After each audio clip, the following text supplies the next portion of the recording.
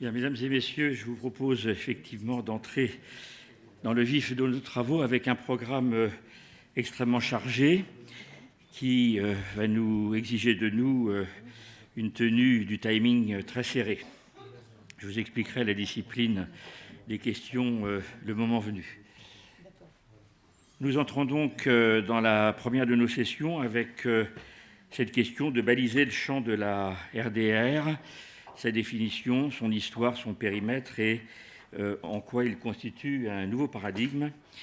Et pour y répondre, nous aurons les contributions de deux experts, Anne Coppel, qui est déjà dans les starting blocks, pionnière de la réduction des risques en France et présidente d'honneur de l'Association française de réduction des risques. Et puis ensuite, Michel Reynaud, professeur d'addictologie et de psychiatrie avant l'addictologie, et dont je ne résumerai pas les travaux là présentement, ce serait trop long. À chacun 20 minutes, je serai impitoyable, c'est mon rôle, et je confie la parole tout de suite à Anne Coppel. Merci. Bon, d'abord, je vous remercie de m'avoir invité, je remercie les organisateurs de m'avoir invité. Je fais partie du canal historique, c'est à ce titre-là que je suis invitée. Je fais partie de ceux et celles qui avons mené les premières actions que nous avons appelées de réduction des risques pour limiter la casse, ce qui a d'ailleurs bouleversé nos façons de penser et nos façons d'agir. Aujourd'hui, la réduction des risques, enfin aujourd'hui et depuis quelques années d'ailleurs, la réduction des risques et des dommages est devenue un référent commun dans le champ des addictions. Mais je dirais, nous avons toujours du mal, nous, tous ceux qui sont les acteurs de ce champ, hein, professionnels, experts, chercheurs, nous avons toujours du mal à nous faire entendre dans la société. Alors c'est dire l'importance que j'attache au travail qui est fait aujourd'hui. Donc, de quoi s'agit-il exactement ? Donc, la réduction des risques, réduction des dommages, est-ce qu'il y a une différence ? En fait, réduction des risques, c'est le nom de la politique de santé publique qui a été mise en place par Simone Veil, alors qu'elle était chargée du ministère de la Santé, avec un statut expérimental jusqu'en 1999. Après, elle a eu un statut officiel, mais elle a obtenu un statut légal uniquement dans la loi de 2004, de santé publique de 2004. En fait, ce terme de réduction des risques, c'est une traduction inexacte dont nous portons la responsabilité, je dirais, dans notre secteur. C'est une traduction inexacte de Harm Reduction of Drug Use, c'est-à-dire réduction des méfaits ou des conséquences nocives liées à l'usage de drogue, ce qui comprend à la fois les risques et les dommages. Hein. Mais bon, il se trouve qu'en France, réduction des risques, c'est pour les drogues illicites, je dirais, et réduction des risques et dommages, c'est pour l'ensemble des comportements à risque qui peuvent entraîner une addiction, donc, et qui comprend les drogues licites, mais aussi on peut réduire les risques sexuels. En fait, c'est un paradigme, c'est une démarche aussi. Hein, c'est pas qu'une politique de santé. C'est une philosophie. C'est ce qui rend d'ailleurs très très difficile la présentation rapide. Et d'ailleurs, je m'excuse d'avoir fait un texte beaucoup trop long. Mais ça va être le contraire. Donc, j'ai commencé par les principes, puisque j'avais principes, pratiques et objectifs. Et j'ai dégagé 8 principes, dont les 2 premiers sont étroitement associés, l'usager de drogue, acteur de sa santé et la reconnaissance des droits. Alors, associer responsabilité et droit, je dirais que c'est la lutte contre le sida qui a en fait promis cette nouvelle approche de santé publique, une approche de santé publique qui est en rupture avec la tradition, qui faisait que c'était l'autorité médicale qui était décisive. Et avec le sida, et pas seulement, enfin maintenant il y a eu un retournement, c'est la prise de conscience que nous sommes tous les acteurs de notre santé, Alors pour les usagers de drogue, ça s'est pas fait de façon facile, hein, pour les injecteurs. Je dirais que spontanément en France, on a cru longtemps qu'il fallait d'abord qu'ils se désintoxiquent, mais il n'y aurait pas eu de réduction des risques possible si les usagers de drogue, et en particulier les injecteurs, n'avaient démontré que face au sida, ils étaient capables de modifier leur comportement. Et ça s'est fait, ça a été observé dès 1985 dans les rues de New York par la meilleure équipe au monde, de Don Desjarlais et Samuel Friedman. Et en France aussi, ça a été démontré en 1988, c'est-à-dire un an après la vente libre des seringues, où on a eu donc 2 études qui montraient que la majorité des injecteurs avaient changé de comportement. Donc les injecteurs, y compris les injecteurs, étaient finalement des êtres humains comme les autres, responsables de leur santé comme les autres. Alors, où est-ce que... Alors, les principes communs, j'aurais peut-être dû mettre en titre, en fait, la protection de la santé de l'usager de drogue, une nouvelle priorité de santé publique, hein, parce que le dispositif de réduction des risques, c'est-à-dire distribuer des seringues, prescrire de la méthadone, subventionner des associations d'usagers de drogue qui se droguent, tout ça, ça paraît un dispositif d'exception auquel il faut ajouter les salles de consommation depuis l'année dernière. Mais c'est exactement le contraire. Ça n'est pas un dispositif d'exception, c'est au contraire pour surmonter, c'est un dispositif qui a été mis en place pour surmonter le caractère d'exception lié au statut aux drogues illicites et pour pouvoir mener une politique de santé publique qui obéisse aux mêmes principes que toute politique de santé publique, et en particulier qui obéisse aux principes en ce qui concerne les drogues licites. Donc je veux dire, pour l'alcool, dans la prévention de l'alcool, ça ne s'appelait pas réduction des risques et des dommages, mais la logique, c'était bien celle-là, hein, un verre, ça va, 3 verres, bonjour les dégâts. Mais je dirais même dans le tabac, où les experts souhaitent pouvoir s'en débarrasser définitivement un jour, il n'empêche que la santé, le rôle des politiques publiques, c'est de protéger la santé du consommateur avec des réglementations qui sont spécifiques à chaque produit. Ça, c'est donc d'où les seringues pour les injecteurs. Enfin bon, chaque produit et chaque pratique exige ses propres réglementations. Et puis, l'information du consommateur sur les risques et les dommages selon les produits et les usages. Hein, ça a été aussi une nouvelle approche. Enfin, bon. Donc, malgré tout, enfin bon, le dispositif de réduction des risques est un dispositif d'exception au regard de la loi qui interdit l'usage. Parce que c'est vrai qu'il y a quand même une contradiction entre distribuer des seringues d'un côté et interdire l'usage de l'autre. Et donc, Simone Veil, qui était consciente de l'urgence de santé publique, je parle de 1993-1994, de la situation dramatique où on se trouvait, catastrophique même, c'est le diagnostic qui a été posé par la commission Henrion.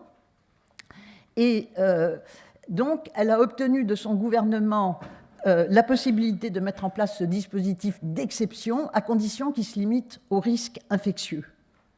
Mais, bien entendu, à partir du moment où on avait introduit les experts de santé publique dans le dispositif, les experts de santé publique, ils ont suivi leur logique propre. Ils ne pouvaient pas se limiter aux risques infectieux. Il était évident qu'ils devaient prendre en compte les risques sanitaires, mortalité et morbidité. C'était absolument évident. Et dans la même logique, si on suit, on doit prendre en compte les risques sociaux. Et donc finalement, et quant aux risques liés à l'usage, je ne vais pas en faire le commentaire trop longuement, mais ça a été beaucoup plus compliqué, ça s'est fait dans la pratique, hein, c'est-à-dire par exemple l'injection à moindre risque, ça a été accepté au nom de l'urgence du sida. Mais le sniff à moindre risque, ça paraissait un peu... est-ce qu'on allait apprendre aux gens comment bien consommer des drogues, hein? C'était le problème de l'incitation. Donc ça a été très très difficile et ça a mis beaucoup de temps pour être accepté, mais finalement, finalement, l'ensemble de ces risques sont bien reconnus et donc on est bien loin de se limiter aux risques infectieux comme c'est officiellement le cas. Même l'expertise de l'INSERM a été obligée de se limiter aux risques infectieux. Bien entendu, elle a pris l'ensemble des risques en question. Hein. Donc, alors là, ça c'est les nouveaux outils de la santé publique. Je vais surtout faire un commentaire rapide sur l'histoire de la participation communautaire, parce qu'en France communautaire, ben, ça suscite des réticences, ça évoque communautarisme. Mais bon, avec la lutte contre le sida, il a bien fallu se rendre à l'évidence. Des groupes spécifiques exigeaient des mesures spécifiques. Et voilà, c'est-à-dire et en particulier, c'est le cas pour les populations qui sont victimes de stigmates, et justement pour toutes les populations qui se trouvaient exposées au risque sida, hein, aussi bien homosexuels, injecteurs de drogue, etc.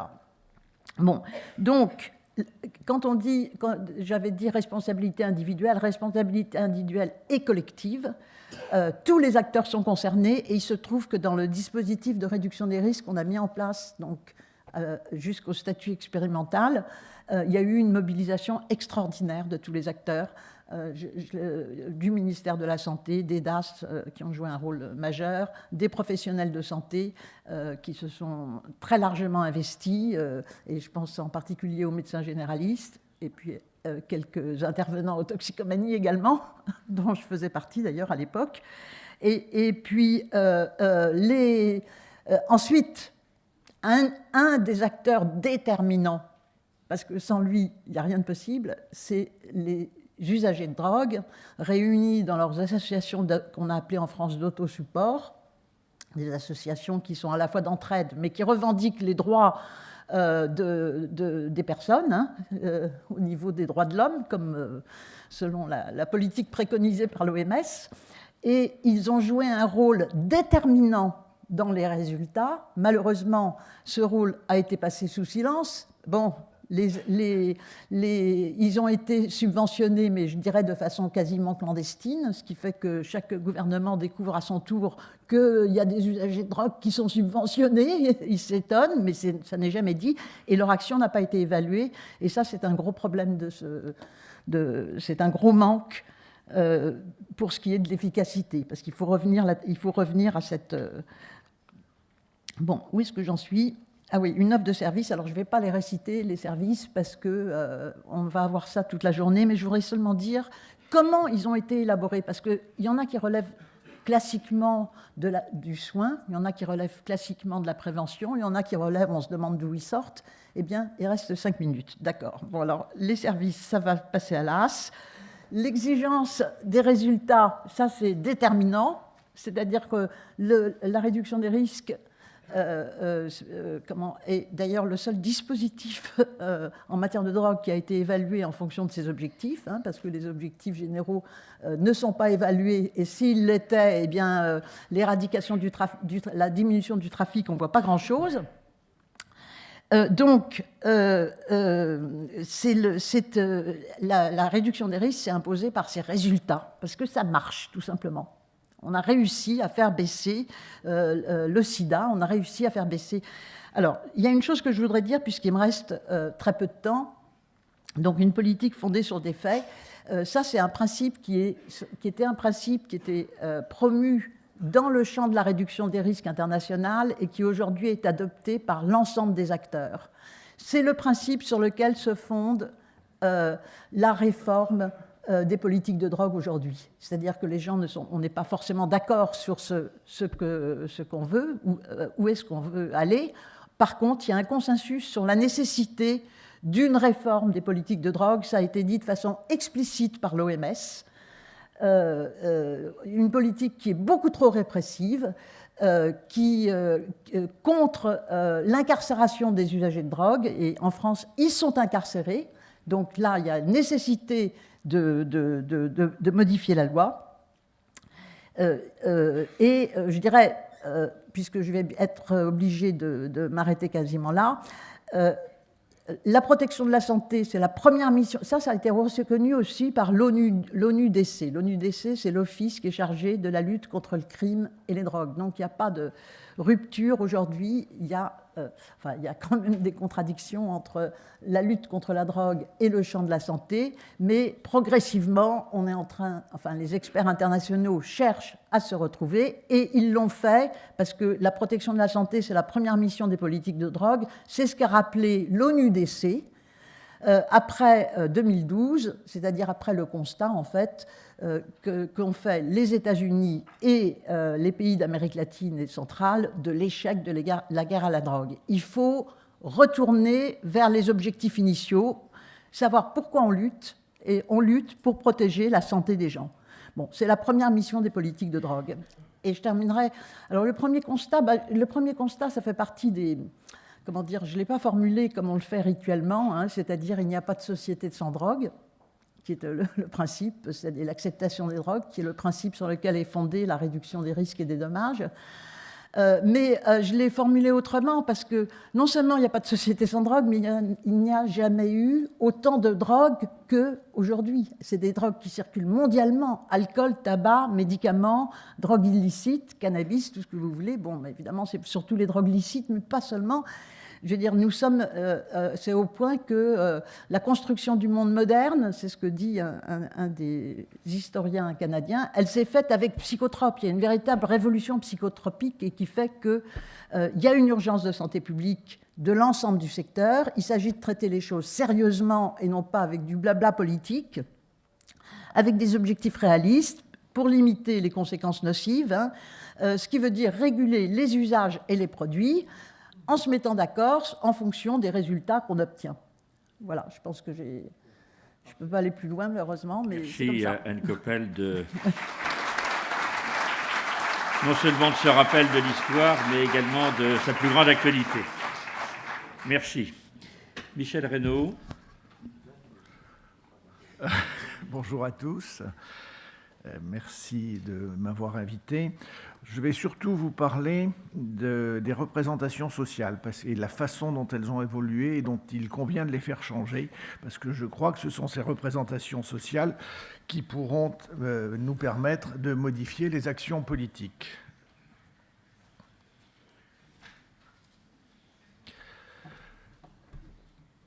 Les années 90, c'était celle de l'alcoolisme et de la toxicomanie avec des dispositifs spécifiques hors du champ sanitaire et universitaire normal, délégués à des associations avec des produits illicites d'un côté, illicites de l'autre, et avec comme seul objectif de soins le traitement de la dépendance. Les années 2000 ont été celles des addictions et de faire passer l'idée que agir addiction était plus efficace qu'agir alcoolisme et toxicomanie. Ce n'était plus la lutte contre des fléaux sociaux et des produits, c'était prendre en compte des mécanismes individuels et mettre le sujet au centre de la problématique. Les années 2010 sont celles de la réduction des risques et des dommages. Les années 2000 ont permis que les professionnels venant de champs très différents, du tabac, c'était de l'alcool, des drogues illicites, des usages et de l'abstinence, du médico-social, de l'hospitalier, de l'universitaire, se réunissent. Ça a été compliqué.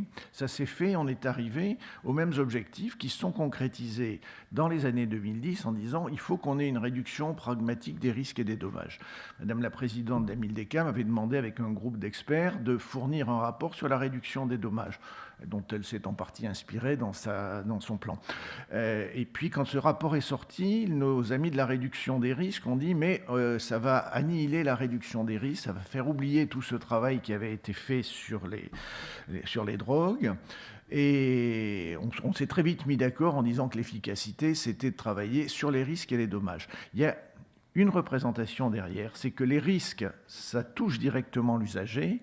les dommages, ça touche beaucoup plus les soignants. Et donc, je pense que parler de risques et de dommages, ça n'est pas sans conséquence dans les représentations. Donc, je vais vous faire un exposé en 2 parties. C'est qu'est-ce qu'il faut faire changer dans la compréhension des addictions auprès du public, et le deuxième, c'est qu'est-ce que l'on change dans nos pratiques les uns et les autres. Alors, on va commencer par le consensus social sur les dommages. Quand on rassemble l'intégralité des dommages, les addictions, c'est 1 mort sur 5 et 1 acte de délinquance sur 2. C'est colossal et c'est absolument pas perçu par la société, en particulier parce que c'est très clivé, produit. On ne rapproche pas les dommages, la délinquance, les prisons, la justice, des dommages sanitaires. On a beaucoup de mal à obtenir des données fiables sur les dommages liés à l'alcool. Donc il y a là la nécessité d'un changement et d'une perception de la politique. Ensuite, on commence à connaître le coût social. Il est colossal, on en parlera, mais 120 milliards alcool, 120 milliards tabac, 10 milliards drogue, c'est colossal. Et bien évidemment, les taxations sont très en dessous du simple coût sanitaire. Et donc, un énorme travail de compréhension à faire. Ensuite, il y a une analyse de la gravité des dommages liés à tel et tel produit. Les experts dans le monde entier sont d'accord. Ça a commencé par le travail de David Nutt en Angleterre, qui a classifié les produits en fonction des dommages sanitaires et sociaux qu'ils entraînent. Et la classification, c'est l'alcool, puis l'héroïne, puis la cocaïne, puis le tabac et loin derrière le cannabis. On a repris ça en France avec tous les experts dont un grand nombre sont ici, avec une méthodologie un peu plus simple. Les résultats sont exactement les mêmes. Ça a été fait en Allemagne, ça a été fait aux Pays-Bas. Tous les experts sont d'accord sur la classification de la gravité des dommages sanitaires et sociaux. Le problème, c'est que la population n'a pas du tout cette représentation. La population surévalue les dommages des drogues illicites et sous-évalue le dommage des drogues licites. Et la représentation de la drogue illicite diabolise. Quand on a parlé d'addiction il y a quelques années, le but était vraiment de faire rentrer l'alcool dans la représentation des drogues. Sa représentation était tellement positive qu'un tout petit peu d'inquiétude sur ce qui pouvait être amené à faire était utile. Mais maintenant, ce dont on s'aperçoit, c'est que la population met bien avant l'alcool et l'héroïne et la cocaïne, bien avant l'alcool. On avait fait donc une étude, un sondage Ipsos, qui analysait la perception des dommages sanitaires et sociaux en population générale et chez les usagers et chez les experts, et qui comparait. On s'aperçoit que les usagers sont parfaitement au courant. Ils ont la même classification que les experts sur la dangerosité. C'est la population générale non consommatrice qui a une perception très différente des dommages. Et donc, pour être efficace, une politique de lutte contre les addictions doit agir sur la réalité des dommages. Et il y a donc cette espèce de blocage de compréhension qui est tout à fait important. Ensuite, il faut faire connaître les liens entre les dommages et les addictions. On ne parle pas de patients. Alain Morin me rappelle à chaque fois, on parle d'usagers et de patients. Il y a des usagers dont certains deviennent des patients. Il n'y en a qu'une partie. On consomme de la drogue. Le mot est abominable parce qu'il est chargé de représentation. On consomme donc un produit et certains en ont des dommages. Une plus ou moins grande partie. Souvent une petite partie, contrairement à ce qu'on imagine. Et toujours, l'usage commence par du plaisir ou une forme d'apaisement à une tension interne, pour devenir petit à petit chez certains une contrainte et un besoin. Et on ne perçoit pas forcément, ce temps de passage de l'un à l'autre est compliqué. Les classifications internationales, maintenant, le repère tout à fait. Dans les années dont je vous parlais, celles des addictions, on avait la consommation non pathologique, on avait fait passer l'abus et la dépendance, c'était déjà bien, ça permettait de s'intéresser au début des consommations, et puis il y avait la dépendance qui était une représentation d'une maladie fixée dont la seule solution était l'abstinence ou les traitements de substitution. Les experts internationaux se sont maintenant mis d'accord sur la classification progressive des addictions et donc la nécessité de réponses graduées selon le niveau d'accroche du consommateur. Et il y a un passage lentement progressif avec des possibilités de retour, des consommations festives, normales, naturelles, classiques, inévitables. Il n'y a pas de société sans psychotropes. L'être humain a besoin du plaisir et des intérêts multiples que produisent les psychotropes, et certains seulement en ont des dommages. Autre point qui reste, que tout acteur des addictions connaît, on ne peut pas penser des addictions sans intégrer qu'il y a d'un côté des éléments déterminants liés au contexte, et donc si on veut agir, il faut agir sur le contexte et les représentations, qu'il y a de la gravité des produits, donc qu'il faut chercher à rendre moins dommageables, et qu'il y a des vulnérabilités individuelles. On les connaît, chacun de ces éléments-là, chacun de ces facteurs est assez bien analysé, on en connaît les différents déterminants, on sait sur lesquels il faut agir. On sait quels sont les sujets vulnérables donc sur lesquels il faudrait centrer l'action. On sait quels sont les déterminants sociaux et économiques qui poussent et qui incitent à consommer. Et on sait comment rendre les produits plus ou moins addictifs. Tout ça, les experts de ces champs l'ont parfaitement prouvé. Donc une action doit se faire sur chacun de ces champs-là. Ensuite, il faut faire passer l'idée, et c'est celle-là la plus compliquée, que l'addiction, c'est une maladie du cerveau, c'est un changement du fonctionnement du cerveau. Mais ce changement, il est lentement progressif. Ce n'est pas un switch, j'allume, j'éteins, je suis dépendant, et je ne l'étais pas juste avant. C'est une évolution lente. Alors l'intérêt de dire c'est une maladie du cerveau, ça permet de déstigmatiser. L'inconvénient, c'est que ça oublie toutes les dimensions psychologiques et sociologiques dont je vous ai parlé, qui sont évidemment capitales pour une action.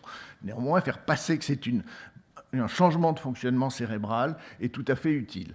Et on sait qu'il y a deux circuits, le circuit long, le circuit du choix volontaire, où on analyse les différents paramètres, c'est celui du consommateur non dépendant, et au fur et à mesure qu'on devient dépendant, on passe par un circuit court, automatique, où le produit suscite le besoin immédiat, sans contrôle cortical important. Excusez-moi. Le produit suscite, quand on est non addict, on se souvient on sait que c'est bon, on lui a donné de la valeur à cette récompense, on a chacun des tas de récompenses et on choisit les récompenses selon son histoire, selon le type de plaisir qu'on a, selon les moments. On met en mémoire cette récompense, on se souvient de ce qu'elle a donné, et puis on analyse, on dit oui, là, aujourd'hui, je peux y aller, c'est le moment, c'est pas trop dangereux.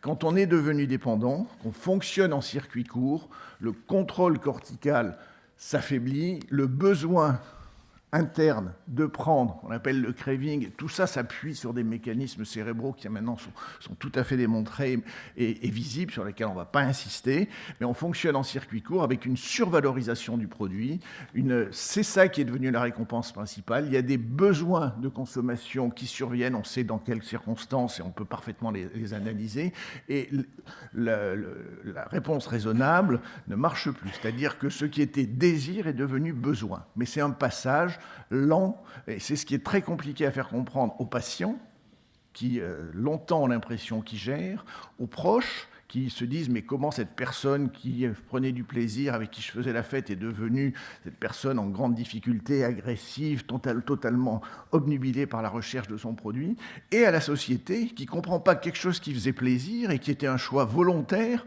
éventuellement illégal, devient à ce moment-là une contrainte absolue. Et la chose la plus importante de la vie de quelqu'un. Alors, il faut faire passer ça, parce que tant que ces notions-là ne seront pas passées, les gens seront dans des représentations marquées de licite, illicite, plaisir, interdit, loi, je viens de le dire, mais contrôle de soi, éventuellement religion. Donc il y a la nécessité d'augmenter le niveau de connaissance de la société pour que l'on puisse essayer de faire passer des mesures pragmatiques. Alors maintenant, ça me paraît être le problème de fond, et c'est long et c'est difficile. Et toutes les actions doivent être faites pour essayer de changer ces représentations. Ensuite, il y a des conséquences. Donc la RDRD, c'est une autre philosophie de la prévention et du soin. Philosophie de la prévention, c'est l'usager est le premier acteur de la prévention. C'est-à-dire l'usager doit être informé des déterminants sociaux, individuel et du produit. Il doit être informé le plus possible, car de toute façon, c'est lui qui, en bout de course, décidera. Alors on peut essayer de l'influer, mais il doit avoir... Et c'est de plus en plus possible avec tous les moyens d'information et la façon dont on peut les diffuser actuellement. C'est un changement fondamental dans la philosophie du soin. Le médecin n'est pas le sachant qui dit ce qui est bon. Le médecin n'est pas le psychanalyste qui attend une demande, puisque la demande, elle ne peut pas venir dans la tête de quelqu'un qui est devenu totalement contraint à la consommation. Le médecin, il accompagne, il accepte, enfin, le soignant, il accompagne, il accepte, il essaye de motiver, il essaye d'aider à changer par petits pas et en valorisant chacun des petits pas. C'est une position thérapeutique très différente de ce dont on a l'habitude. Et là aussi, il faut l'apprendre. C'est peu appris, et on y reviendra peut-être dans les mesures à prendre, c'est peu appris, même maintenant où les addictions commencent à passer un peu dans la formation des médecins, cette stratégie d'accompagnement valorisant chacun des projets et se disant que de toute façon, c'est le patient qui choisit et que personne ne lui imposera, ni ses proches, ni le médecin, c'est une modification tout à fait importante. Et puis, pour qu'il puisse choisir, il faut qu'il y ait une approche extrêmement graduée. La possibilité de la réduction, la possibilité d'essayer plusieurs médicaments, différents types de sevrage, différentes structures d'accompagnement, un appui extrêmement important par les associations de patients, car après maintenant une longue expérience, je pense qu'on se guérit des addictions en s'appuyant sur des relations affectives de qualité et rassurantes, avec ses médecins, ses thérapeutes, mais aussi avec ses proches et avec les associations de soignants et de patients, excusez-moi. Les associations d'entraide apportent une chaleur, une humanité et une forme d'amour qui est un des éléments principaux de la guérison. Et donc la valorisation des associations d'entraide et des patients est sûrement un des éléments clés de l'évolution, alors, de la représentation sur les drogues. Il me reste quelques minutes. Pour être efficace, bon, je ne vais pas détailler, on en reprendra, la prévention doit être ciblée sur les cibles prioritaires et on les connaît. Et c'est essentiellement alors les femmes, les jeunes, les gens ayant des troubles psychiques comorbides, parce que c'est les plus vulnérables à l'accroche. Et c'est surtout les jeunes, parce que toutes les données scientifiques, épidémiologiques, cliniques, neurobiologiques ont montré que la vulnérabilité était maximum. Plus on est jeune, plus elle est maximum. Donc les mesures qui devraient être prises seraient des mesures de limitation, d'interdiction de la consommation avant 18 ans. Et peut-être plus tard, certains pays commencent à interdire. Et quand je parle des consommations, c'est de toutes les consommations. Ça commence par le tabac. Le tabac est vraisemblablement un produit qui incite aux autres consommations, infiniment plus que le cannabis, qui lui peut inciter par l'environnement délictuel et de dealer qu'il met, mais pas par l'effet neurobiologique. Donc la cible prioritaire, c'est les moins de 18 ans, il faut le dire, le redire et le répéter. Un accès aux soins facilité. Alors le changement, on est passé des structures des CCA et des CSST des années 90 à un dispositif addictologique qui a commencé à rentrer, mais qui est à peine à la moitié du chemin à l'hôpital. Et puis il nous manque le troisième élément d'un dispositif de soins cohérents qui est la médecine libérale. Si nous n'étions dans une discipline normale, je vous rappelle qu'on était une discipline hors du champ sanitaire et universitaire, nous aurions des addictologues comme on a des gastro-entérologues, comme on a des dermatologues. C'est beaucoup plus facile d'aller voir un médecin libéral. Et la plupart des patients ont une pathologie relativement peu importante et donc iraient beaucoup plus facilement voir un médecin que les prises de consultation à l'hôpital ou en XAPA, même si on essaye de les faciliter. On sait tous que c'est long, qu'on répond moins bien, qu'il y a des délais. Donc une discipline normale, elle aurait des libéraux en addictologie. Il y en a 400 en France, il y a 400 publics et 400 privés. Donc c'est évidemment très insuffisant par rapport aux besoins. Et donc la phase suivante, ça sera d'en former. Ensuite, il faut essayer de rassembler... Certains d'entre vous le savent, on a essayé, autour du Fonds Action Addiction, de rassembler en donnant autant de place aux patients et aux usagers, et donc à la population en général, qu'aux professionnels, aux associations de professionnels et aux associations de chercheurs. Il me semble maintenant On a vu la limite de l'action des professionnels. Nous sommes les uns et les autres mobilisés pour essayer d'obtenir une politique de réduction des dommages, des moyens à la hauteur des besoins. On se heurte aux représentations dont je vous parlais, au fait que lorsque c'est des professionnels qui demandent, ils ont une écoute limitée, et que ce qu'on a vu autour de la loi Evin, c'était une mobilisation essentiellement de professionnels et pas du tout de la population et pas du tout des... Enfin, si, à la mesure de ce qu'ils pouvaient faire et avec nous.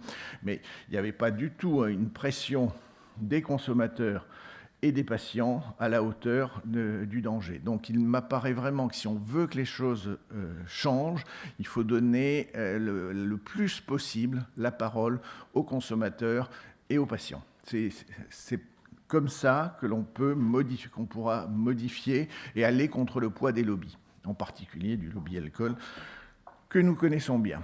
Ensuite, les derniers points, c'est, la plupart de ceux qui s'occupent d'addiction le savent, l'absence de résultats des politiques idéologiques, avec une dimension même contre-productive de la lutte à la drogue, qui a été la guerre à la drogue, ça a été la politique de ces 15 dernières années dans le monde, même si peut-être que les choses vont commencer à changer. Mais il serait bien que la France soit un des leaders dans ces possibilités de changement. Et donc l'interdiction, le fait que ce soit illicite, amène d'abord la sous-évaluation des produits, de la dangerosité des produits licites par rapport aux produits illicites. Rend beaucoup plus compliqué l'accès aux soins, on le sait, et elle concentre bien logiquement les moyens sur la répression et sur l'emprisonnement, beaucoup plus que sur l'intervention précoce et les soins adaptés. Donc c'est vraiment un changement tout à fait fondamental.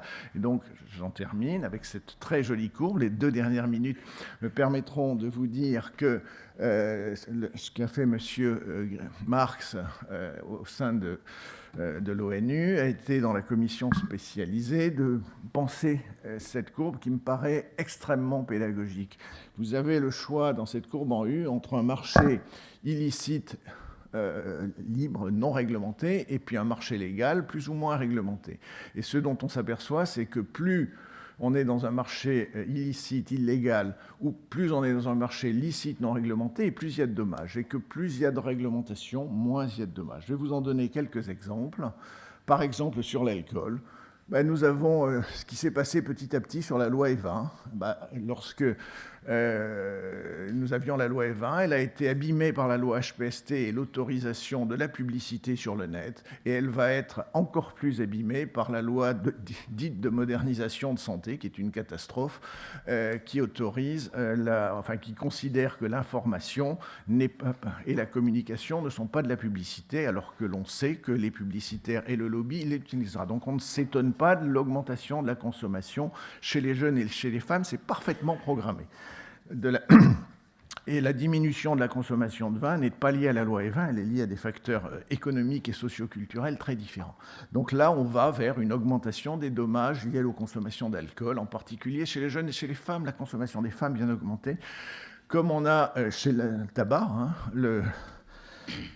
Alors, il y a une forme de réglementation insuffisante, et on sait ce qu'il faudrait faire pour diminuer les dommages liés au tabac, j'en arrive, mais l'industrie tabagière va dans les pays où il y a moins d'actions de santé publique et beaucoup moins de réglementation, et donc la richesse du tabac, elle se fera dans les pays asiatiques et elle se fera en Afrique.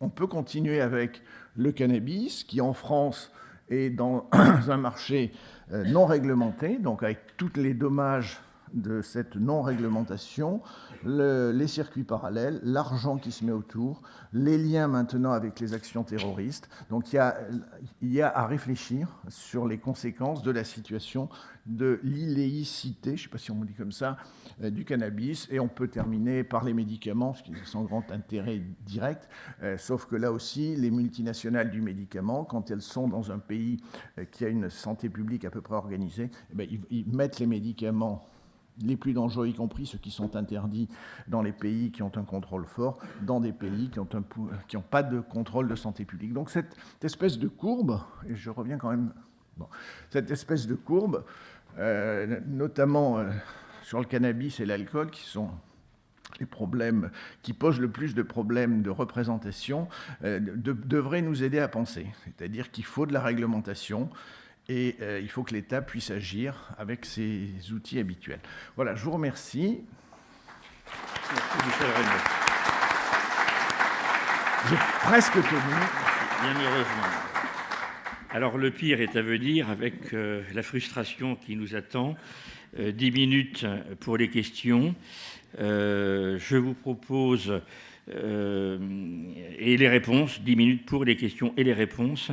Je vous propose de vous adresser à nos deux experts ensemble. Je prendrai 2 questions ensemble également pour les inviter à répondre de manière plus synthétique. Questions courtes, réponses courtes. Et en premier lieu, priorité aux membres de la commission d'audition. Voilà. Monsieur Sicard. Oui, vous disiez à juste titre que les jeunes étaient la priorité de la cible. Quelle marge pour une réglementation avant l'usage, en particulier de l'alcool et du tabac, pour l'offre au fond? Parce qu'on parle toujours là, de la réduction des risques et des dommages, mais quelle place pour cette place d'une offre qui est réglementée, non réglementée, à ce moment de la vie? Une seconde question. Présentez-vous. Oui, Catherine Cormier. Vous avez indiqué, professeur Reynaud, que vous pensiez qu'il y avait un acte de délinquance sur 2 qui était commis sous l'influence de l'alcool. Donc je ne sais pas si c'est un acte sur 2, mais en tout cas la proportion est énorme, ça on s'en doute. Mais je me suis étonnée après de ne pas voir mettre les personnes sous main de justice dans les personnes à risque qui doivent bénéficier de l'attention des autorités de santé. Merci Madame le juge. Vous avez tout à fait raison. C'est un oblige, mais je dois être trop du côté médical. Non, vous avez raison, évidemment, c'est des personnes à grand risque. On sait que dans les prisons, et pas que dans les prisons, c'est effectivement, ça sélectionne des populations à risque. On ne va pas rentrer dans les raisons, mais on le sait. Compliquée est la question de M. Sicard, parce que d'abord, il y a un changement de représentation, c'est-à-dire l'action, ça doit être, on doit essayer de protéger les jeunes des consommations, et on va là contre les lobbies. On sait que l'alcool cherche à faire commencer à 12 ans avec des alcools sucrés, avec un marketing spécifique. Le tabac a plus de mal, mais ils utilisent d'autres systèmes latéraux. Donc je pense que ça serait avoir un discours qui est le cerveau des adolescents et la maturation de ces comportements les met en particulière vulnérabilité, et nous, socialement, nous avons à essayer, parce que je crois beaucoup plus à la pression sociale qu'à la réglementation, à la représentation sociale qu'à la réglementation. On va essayer de vous protéger de l'alcool, du tabac et du cannabis, au moins jusqu'à 18 ans, parce qu'en France, on aura du mal à aller jusqu'à 21 ans, et de façon globale. Ensuite, les choses sont différentes, et de nombreux travaux ont montré que le cerveau mature, que ce soit pour le cannabis, l'alcool, moins le tabac, il a une capacité de résilience beaucoup plus importante. Merci. 2 autres questions brèves. Oui, présentez-vous. Bonjour, Samuel Blaise, association Olivia Mézen. Professeur Reynaud, vous mettez en lumière l'aspect, la composante neurobiologique liée à l'addiction. David Harris, un ancien procureur britannique, et je profite de la présence de Mme le juge en commission d'audition, essaie de mettre en lumière effectivement cette composante neurobiologique dans la violence et les actes criminels commis sous l'emprise de l'alcool, considérant qu'il y a effectivement une modification du cerveau impactant en fait ses comportements, et qu'à partir de là, il essaie ou il tend la perche pour peut-être reconsidérer le mens rea, c'est-à-dire l'intention volontaire de commettre un acte, et le fait que l'alcoolodépendance ou l'addiction pourrait être une circonstance atténuante venant un peu dégrader ce fameux mens rea. Est-ce que vos propos rejoignent éventuellement cet aspect juridique? Une autre question. Oui, bonjour, Farid Guéouesh, Cannabis sans frontières, Chambre et Liberté. Je voudrais juste avoir des précisions, savoir comment on peut faire évoluer la perception chez les experts et en particulier chez les docteurs. Vous l'avez souligné, il y a c'est une nécessité, une obligation, une priorité. Comment on peut développer ce discours, entre autres chez les médecins généralistes, pour que on élève le niveau. Il me semble que des travaux de Dr Bertrand montraient que 30% des docteurs ont une vision très passéiste de la question. 30%, vous devez être généreux, mais enfin ça change peut-être. La première question, ah oui, c'était effectivement, il y a un changement du fonctionnement cérébral quand on est devenu dépendant et ça devient à la fois beaucoup plus important, donc les autres conséquences sont très secondaires et donc si on n'a pas son produit, on ne supporte pas ce qui vous empêche de l'avoir. Et par ailleurs, chez certains, il y a une libération de violence. Pas chez tous, hein. Il y en a qui dorment, il y en a qui sont beaucoup plus affectueux, mais chez certains, et on n'en a pas encore tous les déterminants, il y a une libération de violence incontrôlable ou qui n'est plus sous l'effet de la raison. Il est difficile de dire, je m'y garderai, si on doit être plus ou moins puni parce qu'on est sous l'effet du produit. On sait que quand on est devenu dépendant, on ne contrôle plus. On sait qu'on ne se rend pas bien compte qu'on devient dépendant. Je ne suis pas sûr qu'il ne doit pas y avoir, mais c'est un débat, qu'il ne doit pas y avoir une forme de punition liée à un acte délictueux ou de violence, et en particulier de violence sur autrui. C'est peut-être la chose la plus problématique pour la société. Mais c'est un débat que l'on ne pourrait entamer qu'avec des juges qui acceptent qu'on a un fonctionnement modifié quand on est sous produit. Et la deuxième question qui était les médecins, on part de très très loin, hein, je vous dis, les médecins n'étaient pas formés aux addictions. On ne peut pas reprocher aux généralistes, aux médecins du travail, aux urgentistes. Il y avait un item sur 450 pour passer l'internat. Donc ça ne leur était pas présenté comme quelque chose de faisant partie de leur pratique. Il va y en avoir un peu plus dans le nouvel internat. Tout ça est lié aux actions qu'on a eues les uns et les autres. C'est vraisemblablement en dessous des besoins, mais pour qu'il y ait des besoins, la perception des besoins, elle doit être sociale, et il faut que mais après, on se heurte à des résistances comme partout, et les facultés, les conseils de faculté sont extrêmement réactionnaires, protègent les disciplines existantes, et donc il faut une demande de la société pour que les enseignements se modifient. Oui. Enfin, je voudrais juste dire un mot, mais je pense que la question des médecins, ce n'est pas seulement la question de la prise en charge des addictions, c'est aussi la prise en charge de la douleur. Il y a tout un... il y a un déficit finalement, il y a un déficit en matière de prescription. Là, la France, et je ne sais plus à quel rang, moi je me souviens du temps de la lutte contre le sida, on avait des médecins qui étaient dans les réseaux ville-hôpital et qui n'avaient pas de carnet à souche, c'est-à-dire qu'ils ne voulaient pas prescrire pour soulager la douleur. Et je pense qu'il y a un élargissement des prescriptions qui fait partie aujourd'hui des priorités qu'on doit se donner. Et qui comprend d'ailleurs la prescription de cannabis thérapeutique, très largement prescrit dans beaucoup de pays, et en particulier aux États-Unis, mais dans presque tous les pays d'Europe, sauf la France pour le moment. Nous reviendrons sur cette question cet après-midi avec une contribution d'experts. Oui, alors, le temps avançant... prenez la question, puis ensuite je la donnerai au committee manager et il y aura des dernières réponses. Il y avait une deuxième question alors. Oui.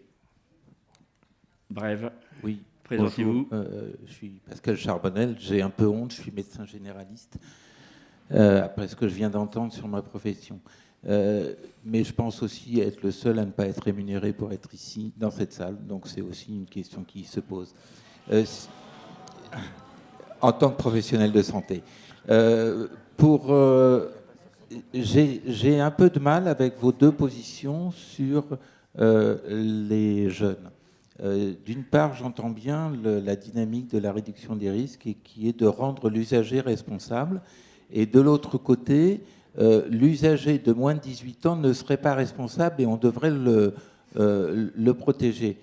C'est pas une question, enfin c'est une question qui m'interpelle moi dans ma pratique. C'est qu'est-ce qui se passe justement, comment on fait le lien entre rendre les usagers responsables et savoir, avec les connaissances que vous nous avez apportées, qu'avant 18 ans, le risque qu'ils prennent est bien majoré par rapport au risque qu'ils prennent quand ils sont adultes.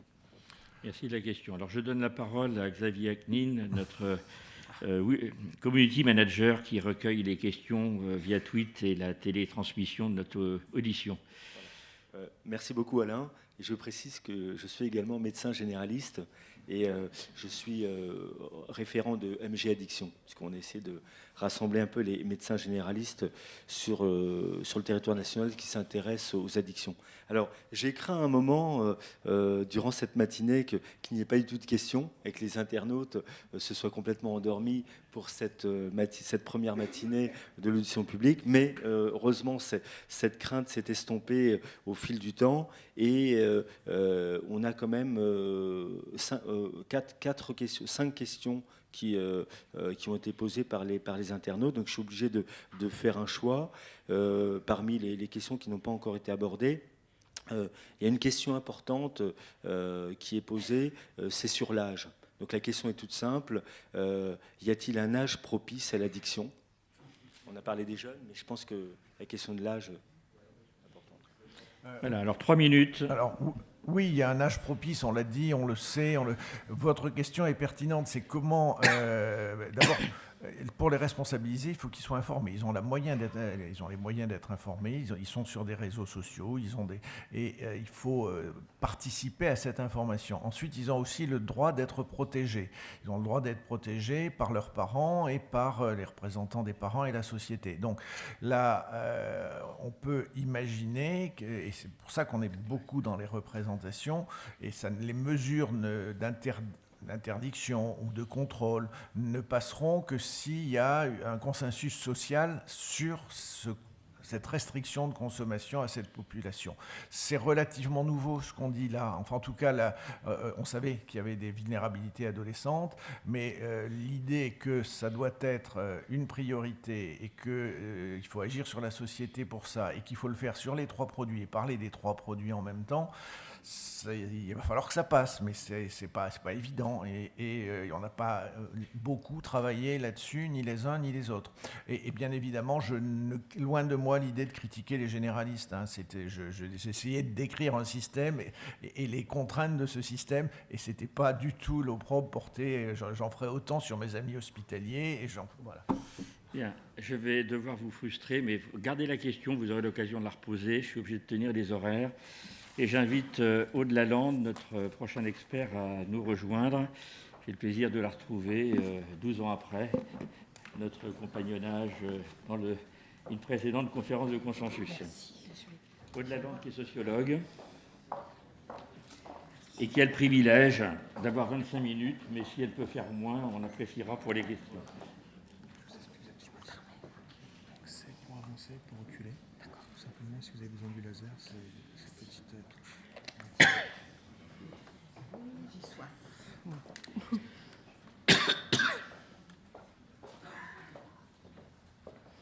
Bonjour, je ne sais pas si je vais réussir à tenir à moins de 25 minutes parce que j'ai 2 questions à traiter. Donc, je me présente, Aude Lalande, je suis ethnologue, je travaille sur les drogues depuis un certain temps. J'y suis entrée par le biais des associations de lutte contre le sida et de l'autosupport, et je travaille notamment sur les savoirs liés aux usages. Alors, on m'a demandé excusez-moi, je ne sais pas comment ça marche ce truc. Pour reculer, c'est le... Voilà. Alors, donc on m'a demandé de traiter 2 questions. En quoi la réduction des risques est-elle un nouveau paradigme et la place originelle déterminante des usagers est-elle antinomique de son institutionnalisation ? Donc, je vais commencer par la première. En quoi la réduction des risques est-elle un nouveau paradigme ? On va faire un tout petit détour par le paradigme antérieur, même si on l'a en tête, c'est peut-être pas inutile de rappeler ces grands traits d'une part et surtout la force de ses effets. C'est-à-dire que ce modèle de régulation sociétale des drogues reposait au plan légal sur la prohibition de tout un pan de la gamme des psychotropes, enfin repose toujours, je ne sais pas pourquoi je parle au passé. Au plan politique, l'idée était de donner force de loi à un consensus moral selon lequel il ne faut pas se droguer. Et au plan du soin, et c'est là qu'on peut commencer à utiliser l'imparfait, l'abstinence était proposée comme réponse unique au problème, ou quasi unique au problème d'excès de dépendance. Donc, des partis pris, des options notamment de soins qui ont eu des effets de spirale descendante, souvent dramatiques pour un grand nombre de consommateurs, avec des processus de paupérisation liés à l'acquisition de produits extrêmement coûteux sur le marché noir, qui entraînaient des actes de délinquance suivis d'incarcération et parallèlement souvent des séjours en hôpital psychiatrique, des sevrages, des échecs de sevrage à répétition. Donc des gens qui se mettaient en danger d'un point de vue social et d'un point de vue sanitaire, avec aussi toutes les conséquences, enfin tous les effets qu'on connaît du couple prohibition-consommation de drogue forte en termes d'overdose, de complications de l'injection, de contamination, notamment le sida, et donc des situations d'impasse et de rupture sociale parfois gravissime pour un nombre croissant de consommateurs. Alors, le geste de la réduction des risques aura été de déplacer en premier lieu la question des drogues, des champs pénal et moral, dans le champ de la santé publique. Ce qui a engagé, en s'appuyant sur une série de ruptures, je vais vite, un certain nombre a déjà été évoqué. Donc, d'un point de vue politique, la rupture avec l'objectif d'éradication des drogues illégales. D'un point de vue moral, une rupture avec la condamnation morale des consommations. D'un point de vue thérapeutique, une diversification de l'offre d'accompagnement et de soins qui inclut les programmes de substitution, etc. Du point de vue de la prévention, une rupture avec l'univocité des objectifs de dissuasion de la prévention primaire pour développer des programmes de prévention secondaire qui s'attachent à la protection de la santé des consommateurs, et du point de vue de la méthode, un parti pris de pragmatisme qui visait à parer à l'urgence et à améliorer la situation des personnes. Ce qui pourrait se résumer en disant qu'en fait, la question n'était plus de défendre une posture morale, mais de parvenir à résoudre un problème technique, à savoir comment porter assistance au plus grand nombre de toxicomanes et à des gens qui étaient, comme je le disais, en situation de danger sanitaire et social. Donc, c'est dans ce sens-là qu'on pourrait dire... J'ai perdu le... Je ne sais pas comment on fait, qu'on peut dire qu'en fait, changer de paradigme, c'est véritablement changer de système de pensée. Et je pense que c'est de cette façon-là. Je suis désolée. Hein, on va y arriver. Voilà. Je suis désolée. Donc, voilà. Donc, comme je le disais, changer de paradigme, c'est changer entièrement de système de pensée. Pour autant, je pense qu'il faut resituer ce changement dans un contexte plus large. Comme il a été dit, des formes de réduction des risques existent de longue date. Les drogues légales, les drogues culturellement intégrées ont fait l'objet de toutes sortes de mesures pour arriver à en réduire les risques au sens propre. Et d'autre part, il faut quand même souligner que l'apparition d'un nouveau paradigme n'empêche pas la survivance des anciens. Et on sait la prégnance et la force actuellement encore non seulement des approches morales de la question des consommations, mais également du modèle de l'abstinence. Voilà.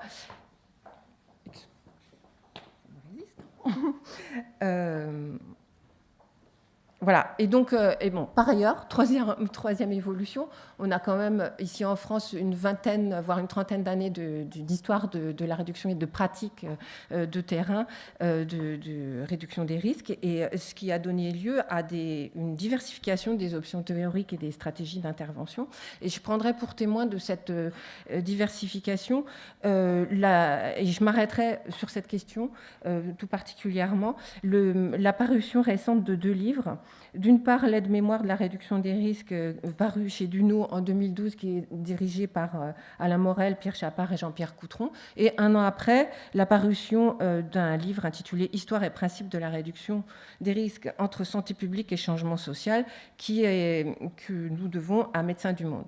Donc, la lecture conjointe de ces 2 ouvrages est intéressante et assez éloquente, puisqu'on voit 2 ouvrages qui font le point sur 20 ans de pratique de la réduction des risques et qui en dessinent les perspectives et les évolutions. Et on voit que l'aide-mémoire élargit le champ de la réduction des risques liés aux drogues, aux autres conduites addictives, que sont le jeu, le sexe intensif, l'usage intensif d'Internet, etc., alors que l'ouvrage de Médecins du Monde élargit le savoir et les acquis accumulés à d'autres domaines susceptibles d'exposer à des risques sanitaires et sociaux, que sont certaines pratiques sexuelles, la prostitution, la condition de migrant, etc. Donc deux options différentes et qui, à mon sens, cette différence exprime, à mon sens, 20 ans d'activité menée sur des terrains différents, dans des contextes institutionnels différents, avec des options théoriques différentes. Donc on a deux conceptions. Il me semble que la première peut être qualifiée de conception addictologique de la réduction des risques. Elle est orientée par et vers le soin des addictions.